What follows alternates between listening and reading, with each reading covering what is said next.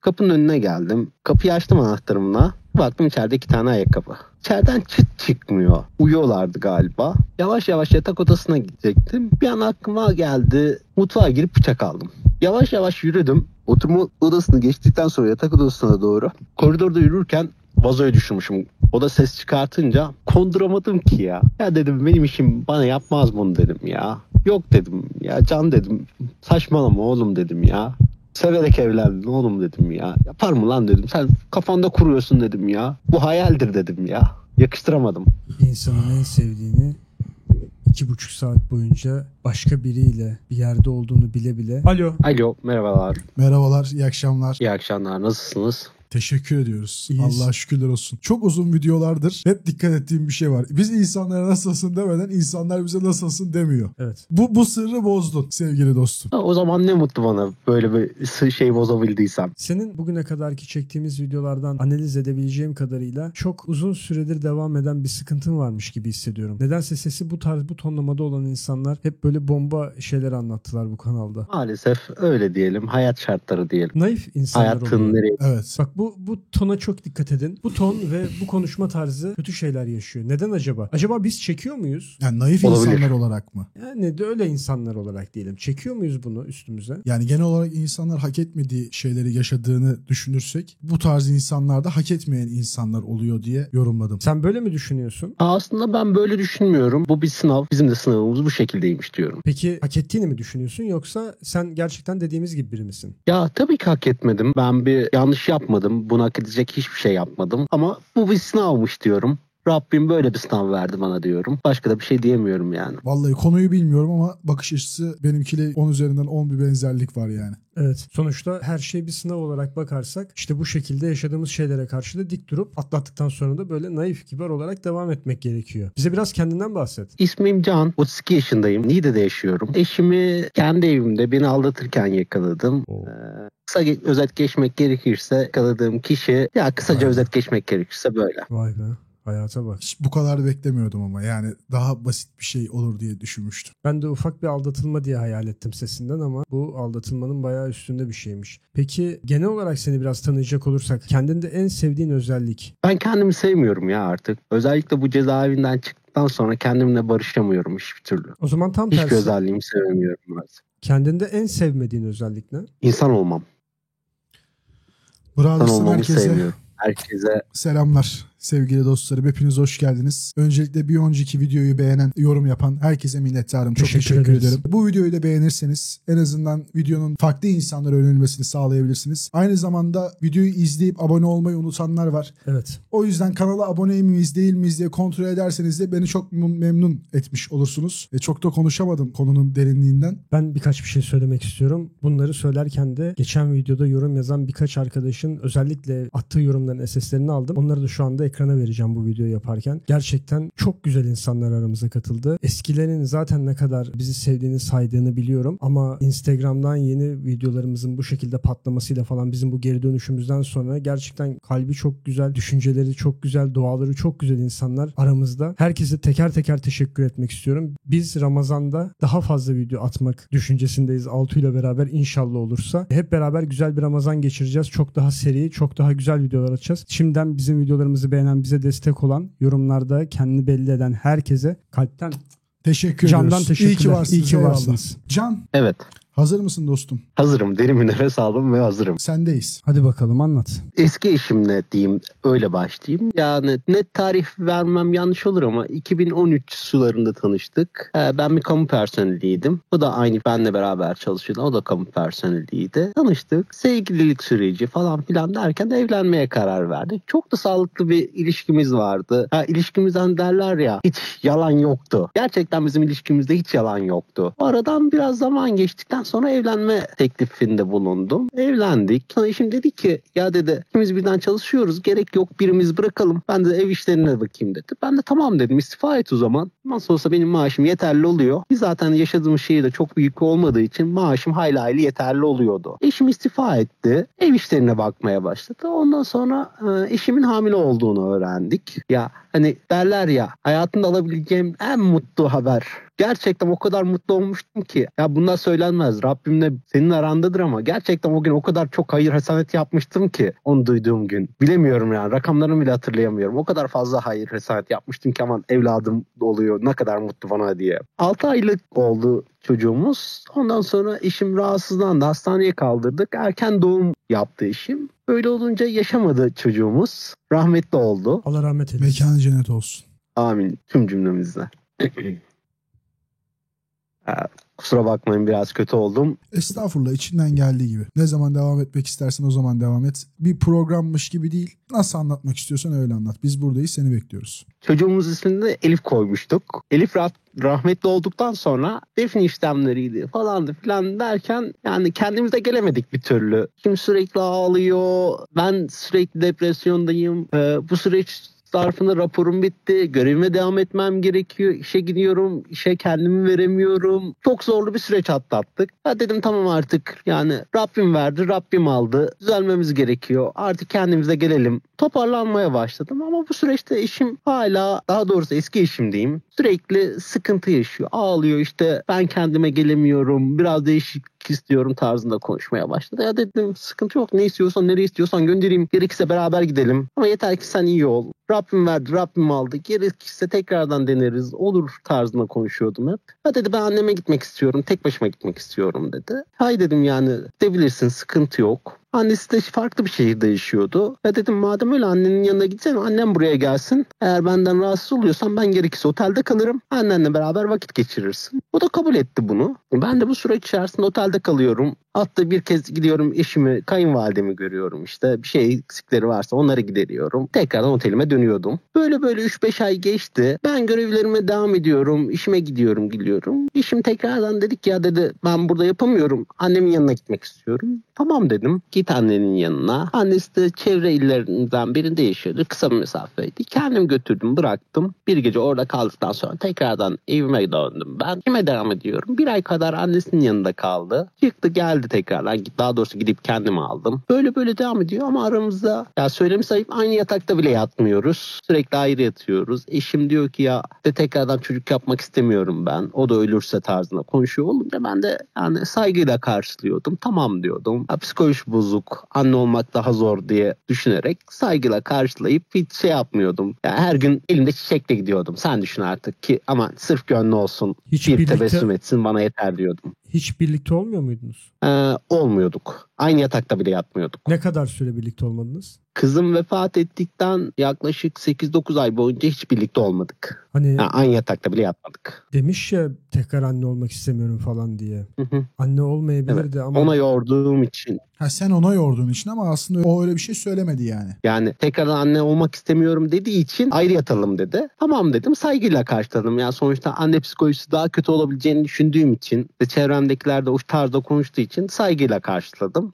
Aman dedim sırf eşim üzülmesin. Zaten yeteri kadar üzüldü. Bir de benden dolayı üzülmesin diyerek saygıyla karşıladım. Ben oturma odasında yatıyordum sürekli. tamam. Aradan biraz daha vakit geçti. 3-5 ay kadar. Yani net tarihler vermem yalan olur şimdi. Net hatırlamıyorum çünkü o tarihleri. Bir kurumda beraber çalıştığım arkadaşım dedi ki ya dedi yengeyi gördüm dedi. Kardeşiyleydi galiba dedi. Ben de artık bozuntuya vermek istemedim. Evet ya dedim kardeşiydi dedim. Şehir dışında yaşıyorlar biliyorsun dedim, ailesi dedim. O gelmişti dedim. Akşam eve gittim. Ya dedim böyle bizim kurumdan birisini görmüş. Ya yok dedi, iftira atıyorlar dedi. Şöyle böyle dedi. Öyle deyince işime inandım ben de. Tamam dedim ya sen doğru söylüyorsun, sana inanmayacak değilim dedim. O yanlış görmüştür dedim. Sineye çektim. Hiç de aklımın ucundan bile geçmiyor. Konduramıyorum bile yani. Eşim bana öyle bir şey yapabileceğini. Aklımın ucundan bile geçmiyordu. Böyle devam ediyor. Artık dedim ki ya dedim biz niye ayrı ayrı yatıyoruz? Hiç olmasa beraber yatalım. Ya gece uyanıyorsun sen dedim, korkuyorum diyorsun dedim. Hiç olmasa yanında olayım dedim. Yok dedi istemiyorum dedi senin yanımda. Tekrardan çocuk olursa o da ölecek falan filan tarzında konuştu. Tamam dedim yine bak yine saygıyla karşıladım ki aman sırf üzülmesin. Zaten yeteri kadar üzüldü. Daha beter psikolojisi bozulmasın. Peki bu süreç içerisinde sürekli psikolojik tedavi görüyor. Ben de gidiyorum. Bu şekilde devam ediyor sürekli günlerimiz. 2019 yılının sonlarına doğru artık eşimde şey sezmeye başladım ben. Benden tamamen uzaklaştığını. yaptığını, hiçbir ev işini yapmadığını, de eve gidiyorum evde yemek hazır değil, ben yapıyorum ya da dışarıdan söylüyoruz. Sürekli böyle devam etmeye başladı günlerimiz. Ya diyorum hiç olmazsa şurayı temizle. Ya diyor işte ben çocuğum öldü, şey yapamam, temizlikle mi uğraşacağım, temizlikçi gelsin. Hep bu tarzda konuşmalar vardı. Ya diyorum tamam sıkıntı yok, temizlikçi gelsin de işte sen de akşama kadar boş durma, vakit geçsin hiç olmazsa sana falan filan diyorum. Yok diyordu. Tamam dedim. 2019'u 2020'ye bağlayan yılbaşı gecesi. Ben yakın illerimizde bir yerde bir eğlence mekanında yer ayarladım. Dedim ki şimdi hadi gidelim eğlenelim. Biraz hem vakit geçer hem de kendimize geliriz. Bize de moral olur dedim. O da yok dedi, ben gelemem dedi. Çocuğumu kaybetmişim, bir de gidip dedi eğlenecek miyim dedi. Tabii bu süreç içerisinde 2 yıl geçti aradan. Tamam dedim. Dedim arkadaşlar ısrar ediyor. Hiç olmazsa ben gideyim.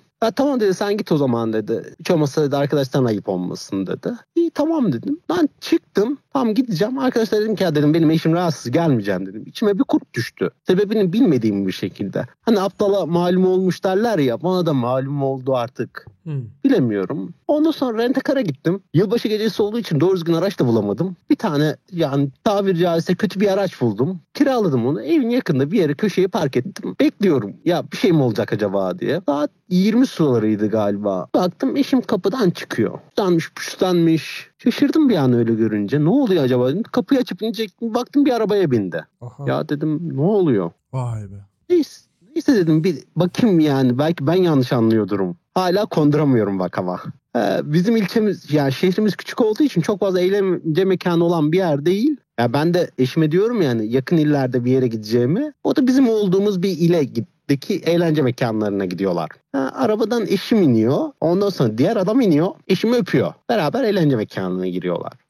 Bir an beynimden vurulmuşa döndüm. Ne yapacağımı şaşırdım. Ya dedim içeri gireyim, neymiş bunu öğreneyim dedim ya. Durdum, kilitlendim kaldım, saatlerce durdum. Yılbaşı eğlenceleri uzun sürdüğü için gece saat 2 miydi 2:30 muydu? Baktım mekandan çıkıyor. O saate kadar kıpırdayamadım bile yerimden. Baktım çıkıyorlar, bizim evimize doğru gidiyorlar. Ben de uzaktan takip etmeye devam ettim. Nasıl bir cesaretle devam ettim, hala kendime hayret ediyorum. Dedim herhalde eşim bırakacak, kendi gidecek. Hala şey yapıyorum kafamdan, konduramıyorum. Bir baktım beraber binaya girdiler. Ya yok dedim ya, adam geri çıkar kapıya kadar geçiriyordur diye düşünüyorum. 15 dakika geçti, yarım saat geçti, 1 saat geçti, adam çıkmıyor. Bekledim biraz daha. Bu arada sabaha karşı 4:30 muydu 5 miydi? Yani saatler karıştırıyor olabilirim. Net saat versem yanlış olur. Duramadım. Bir çıkayım dedim ya. Yukarı çıktım, asansöre bindim. Kapının önüne geldim. Kapıyı açtım anahtarımla. Baktım içeride 2 tane ayakkabı. İçeriden çıt çıkmıyor. Uyuyorlardı galiba. Yavaş yavaş yatak odasına gidecektim. Bir an aklıma geldi. Mutfağa girip bıçak aldım.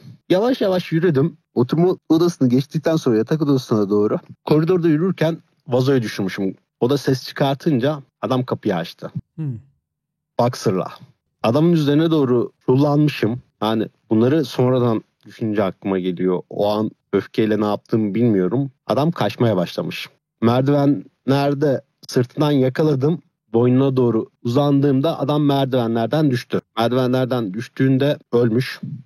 Ben nefes almadığını görünce kilitlenmişim kalmışım. Ne kadar vakit geçti hatırlamıyorum hala. 2 tane polis memurunun kolundan tuttuğunu görünce kendime geldim. Ne olduğunu şaşırdım. Direkt nezarethaneye götürdüler beni. Adam öldürmeye teşebbüsten 4 yıl 3 ay hapis cezası aldım. Bunun 2,5 yılını yattıktan sonra denetime çıktım. Ben içerideyken eski eşim boşanma davası açtı. Boşandık. O denetime çıktığında sürekli alkol içtiğim için denetimi de yaktı. 3 imzayı kaçırdıktan sonra, 3. imzaya da gitmedikten sonra denetim de yakılıyor. Tekrar cezaevine götürüldüm. Bu senenin Şubat ayının 27'sinde tahliye oldum. O günden beridir iş arıyorum. Bu süreçte kamu personeli olduğum için de görevimden alındım. Ne yapacağım bilmiyorum. İş arıyorum. Hükümlü olduğum için iş bulamıyorum. Eski eşim hayatına devam ediyor. Hiçbir şey umurumda değilmiş gibi. Bilmiyorum yani. Yaptım, pişman mıyım? Çok pişmanım. Sana bir şey söyleyeyim mi? Keşke o an... Masa elime girmiş, fark etmedim. Evet. Yani Ben de aynı oldu. Benim bir şey girmedi ama kaldım yani. film izler gibi izledim, biliyor musun? Gerçekten evet, bu hayatta her şeyi yaşıyoruz ve hayat devam ettiği için her şeyde başımıza gelebilir diye düşünüyoruz. Böyle avutuyoruz kendimizi ama tabii ki böyle bir olay yaşadıktan sonra insanın hayatının sineması bir anda perdeleri açılıp kapanır. Peki sana bir soru sormak istiyorum ama bilmiyorum, hatırlıyor musun? Bu hikaye hakkında Tabii belki ki. yarım saat konuşabilirim. Sadece aklımda tek bir soru var. Dedin ya, onlar bara girdiğinde ben dışarıda 2,5 saat onları bekledim. Evet. Ne düşündün o an? Nasıl ona dayanabildin? Konduramadım ki ya. Ya dedim benim işim bana yapmaz bunu dedim ya. Yok dedim ya Can dedim. Saçmalama oğlum dedim ya. Severek evlendin oğlum dedim ya. Yapar mı lan dedim. Sen kafanda kuruyorsun dedim ya. Bu hayaldir dedim ya. Yakıştıramadım.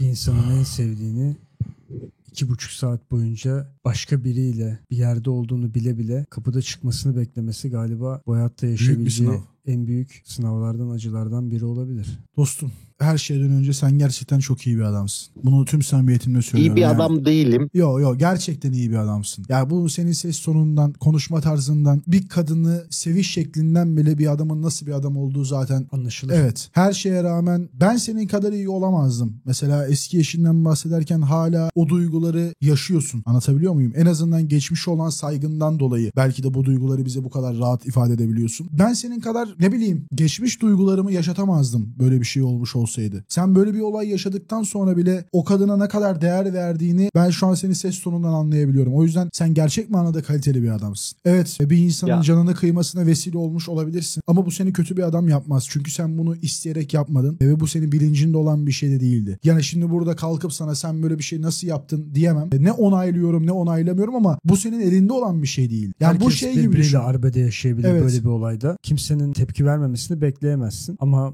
senin ekstra yaptığın herhangi bir şey yok. Zaten olsaydı ortaya çıkardı, araştırılırdı. O yüzden o arbede sırasında böyle bir olay yaşanmış. Olay üzücü olmasına rağmen ben sana daha çok üzüldüm. Adam biliyor muydu acaba evli olduğunu? Bilmiyorum. Ya bilse de bilmese de çok da bir önemi yok ki abi yani. Yapacak da bir şey Şöyle yok. bir durum var. Bilmeme şansı yok. Evin her yerinde resimlerimiz var. Ben de onu tahmin ettim. Yani bir banyoya bile girse Görmüyor mu bu erkek bornozu görür yani. Bunu algılayamayacak kapasitede bir adam zaten o kadının evinde ne işi var? Her şeyden önce videoyu sen hikayeyi anlatırken kafamda hep şu döndü, biliyor musun? Evet, bir kadın dinliyoruz ve gerçek manada hikayenin zaten en başında bile ne kadar tehlikeli bir kadın olduğu belliydi. Çünkü hiçbir acı gerçek manada 2 yıl 3 yıl arkasında saklanılacak kadar büyük değil. O kadar manipülatif bir kadın ki sen zaten anlattığında hep aynı şeyi bu kadar senin önüne sunması zaten bunu bir yara bandı olarak kullandığının resmi kanıdıydı. Çünkü evet, acı çekmiş olabilir, psikolojisi de bozuk olabilir ama hiçbir acı 3 yıl boyunca her şeyde arkasına sığınacak kadar kuvvetli değildir. Çünkü hayat bir şekilde devam ediyor ve işlemesi gereken bir çark var. O çarkın dönmesi gerekiyor. Yani bu kadın şunu diyebilir mi 3 yıl boyunca? Ben su içmeyeceğim çünkü bebeğim öldü. Yani su içmek ne kadar bilinçli bir hareketse, içmen gerekiyorsa, yanında sevdiğin bir insan varsa onunla yatıp uyumak da bu kadar bilinçli bir hareket. Yani hayatını devam ettirebiliyorsan yaşantını da devam ettirebilirsin. Şöyle de bir gerçek var zaten. Ben de oraya değinmek istiyorum. Sen çocuğu onunla beraber yaptın. Sonuçta kaybettiğin çocuk aynı zamanda senin de çocuğun. Sizin tekrar eski günlere geri dönebilmeniz için tekrar birbirinize sarılıp bu acıyı beraber atlatmanız gerekiyorken karın bunu tek başına başka biriyle atlatmayı yeğlemiş. Senin haberin olmasa bile o dönemde buna bu kadar fazla müsaade etmemen gerekiyordu. Çünkü baktın ki gerçekten senden uzaklaşıyor. Çok fazla hoşgörü, çok fazla iyi niyette böyle iyilikten maraz doğar derler ya. Aynen o kapıya çıkıyor. Çünkü ben senin yerinde olsaydım eşimin her şeyi benimle atlatması gerektiğini düşünürdüm. Sonuçta hastalıkta ve sağlıkta diye evleniyorsun. O hastalıklı bir dönemdir ve sana sarılması gerekir. Senin de ona sarılman gerekir. Nasıl ki çocuğu beraber yaptıysanız bu dönemi de beraber aşacaktınız. Yatağa ayırmak, sanki beraber yattığınızda çocuk oluyormuş gibi bunu ön plana koymak zaten bir şeylerin mazeretiymiş, bahanesiymiş. Her şeyde bir hayır vardır diyorlar ya. Gerçekten her şeyde bir hayır varmış. Demek ki sizin çocuğunuzun olmaması gerekiyormuş. Ne Zaten kadar üzücü olsa da. Şöyle de bir şey var. Sen dedin ya hani hep karım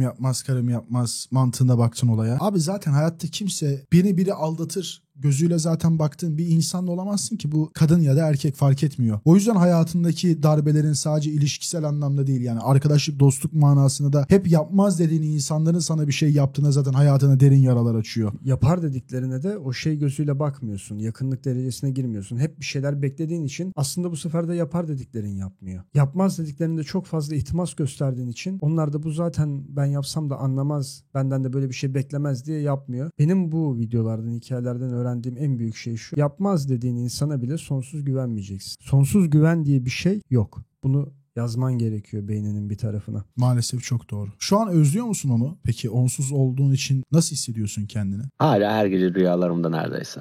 Bu hoş değil ama biliyorsun değil mi? Yani belki senin elinde değil yaşadığın travmalardan dolayı ama bu kadar çok şey yaşamışken her şeyden önce bence kendine saygısızlık ediyorsun. Çünkü böyle bir insanı tekrar aklının bir köşesinde bulundurmak senin yaşadığın bu kadar acıya, hayata, seni dünyaya getiren anneye bence büyük saygısızlık. Kendini bu kadar gerçekten bir insan için yıpratmamalısın. Hele ki böyle bir kadın için hiç yıpratmamalısın. Burada da şu atasözü var ya, Çok deveydiken doğru söylüyorsun. insan yaranırmış. Evet. Ben bu tarz şeyler yaşayan insanlara hiçbir zaman anlam veremedim Can. Allah korusun hiçbir zaman da vermeyeyim. Birazcık kendine dönüp baktığında böyle aynaya, ben ona neler verdim, o bana nasıl davrandı vesaire diye bir muhakeme artı eksi listesi yaparsan kafanda eğer, bir daha hiçbir zaman rüyalarına girmemesi gerektiğini anlarsın. Aileme bile güvenemiyorum. Annem arıyor, oğlum iyi misin diyor. Yani yalan söylüyorum. İyiyim anne diyorum, geçiştiriyorum. Yanıma gelmek istiyor, kabul etmiyorum. Çıktıktan sonra tamamen çulsuz kaldım. Bir tane arabam vardı. Girdiğimde değeri çok yüksek değildi ama çıkınca değeri yükselmiş. Onu sattım. Şu an onunla geçiniyorum. Bir yerde iş bulamıyorum. Hükümlüyüm. Ne olacak bilmiyorum. Affedersin ama hayatımın içine sıçtı. Ben hala nasıl bir karakterim varmış ki benim. Hala ben ona toz konduramıyorum. Bu da benim karaktersizliğimdir maalesef. Hayır, bu senin karaktersizliğin değil. Bu senin videonun en başında söylediğim gibi senin için konuşmaya, bu senin gerçekten çok iyi bir insan oluşundan kaynaklanıyor. Ama bu demek değil ki senin bu kadar iyi bir insan oluşun iyi bir özellik. Maalesef ki insanlar senin kadar iyi değil. Ve bu iyilik çok kolay manipüle edilebilecek ve çok kolay kandırılacak ya da seni kötü bir şeye itmek için çok müsait olan bir özellik. O yüzden ilk önce bunları törpülemelisin. Hayatta hepimizin eksik olduğu bazı alanlar var. Seninki de bu olabilir. Hayat nasıl devam edecek diye bir şey yok ki. Bana kalırsa ben senin yerinde olmuş olsaydım o kadına böyle bir adamı kaybettiği için her gün lanet ettirmek için yaşardım. En azından onun neyi kaybettiğine gerçekten, hani şey var ya, kaybettiğin çocuğu dön de bir bak istedim diye. Gerçek manada onu iliklerine kadar hissettirirdim. O aynaya baktığında Allah belamı versin benim, ben nasıl bir kadınım demeyecekse biz niye yaşıyoruz ki bu hayat? İyi olmanın ne anlamı var? Seni başkasına tercih etmiş bir insan, senin bedenine dokunmak istemeyip senin yerine başkasının bedenine dokunmak isteyen bir insanın senin gözünde nasıl bir değeri olabilir? Kendine ne kadar değer vermediğini ve karşındaki insanlara kendinden çok çok daha fazla değer verdiğini belki bu videoyu izlerken falan bir kez daha anlarsın. Senin kendine yüzleştiğin bir video olsun bu ve gerçeklerle de yüzleş. Bir sürü insan yorum yazacak. Onları da teker teker oku. Gerçekten otur bir köşeye. Zaten vaktin var. Bunları düşünebilmek için, sana yapılan şeyleri sindirebilmek için çok uzun süre vaktin olmuş. Hala daha yapamamışsın. Demek ki bir şeylerle hala yüzleşemiyorsun. İlk önce yüzleş. Sonra tekrar yaz, bize konuşalım. Tamam mı? Sohbet edelim. Çok teşekkür ederim. Çok rahatladım. Gerçekten yıllardır kimseye anlatamıyordum bu kadar. İçim gerçekten bu kadar rahat dökememiştim. Gerçekten çok teşekkür ediyorum. Biz teşekkür ederiz Biz teşekkür dostum. ederiz. Bizi kendine dost olarak kabul ettim ve böyle bir şey paylaştığın için minnettarız. İyi ki varsın. Seninle sohbet etmek, böyle karşılıklı oturmak, konuşmak sana iyi geldiği kadar en az bize de iyi geldi. Merak etme, burada 2 tane kardeşim var. Başına herhangi bir sıkıntı olduğunda ya da darlandığında istediğin zaman da arayabilirsin. Sadece video için değil. Çok teşekkür ederim. Bir an önce kendini İyi ki varsın. toplamalısın. Bir an önce kendini toplamalısın. Unutma, sen ne kadar iyiysen insanlar da seni o kadar iyi görecekler. Aynen öyle. O yüzden her şeyden önemli olan tek şey şu anda senin gerçek manada iyi olman. Ve bunu bana kalırsa sesinden en azından anladığım kadarıyla insanların %90'ından daha fazlasından bu mutluluğu hak ediyorsun. Ve yaparsın da, inanıyorum yani. Gerçekten karakterli birisin. Ben senin düşeceğine, hani böyle bir olayın seni düşüreceğine inanmıyorum. Evet, tabii ki bocalama sürecin olacak. Şu an o sürecin içindesin. Ama çok uzun süreceğini düşünmüyorum. En yakın zamanda güzel haberlerini bekliyoruz. Toparla. İnşallah. İnşallah. Allah'a Çok teşekkür emanetsin. ederim tekrar. Videoyu buraya kadar izleyen Allah'a emanet. herkese çok teşekkür ederiz. Kendinize çok iyi Herhangi bakın. bir şey olursa biliyorsun dostum, buradayız. Allah'a emanet ol. Hoşça kal.